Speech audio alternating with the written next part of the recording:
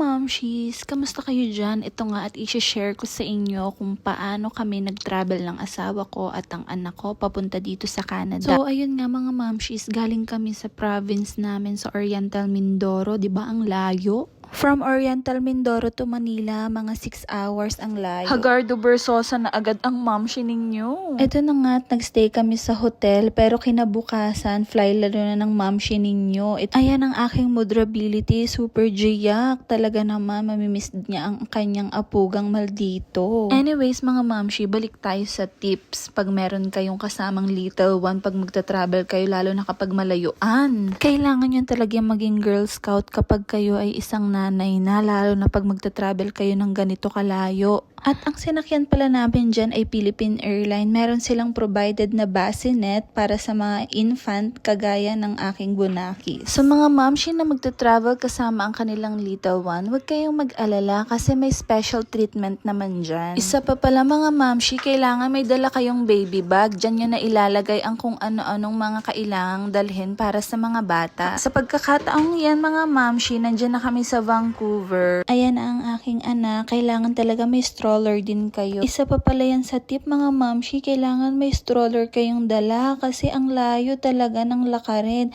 Ang tip ko lang sa inyo mga mamshi, kailangan talaga maging handa kayo kahit sa maliliit na bagay, lalo na para sa mga bata, mga pagkain, pangpalit, diaper, gatas at kung ano-ano pa. Pagkakataong yan, malapit na kami sa Edmonton at magkikita na nga ang aking bunakis at ang kanyang grandparents na excited sa kanilang first apo. Ayan na nga ako, naglalakad, pagoda na ang lola mo, nagpakarga na ang bata. Pero i-push mo yan ate, laban lang. Isipin mo, isa kang Disney princess. Pinagdadaanan lahat. Ano na nga mga mamshi ang katotohanan, nakakarinig na ako ng mga English spokening dollar.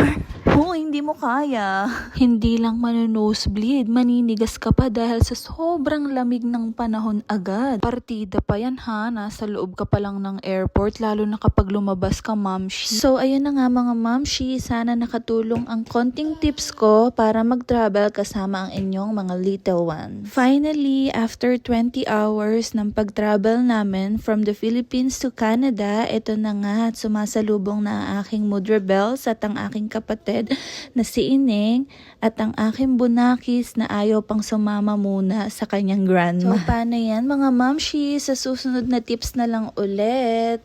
Paalam!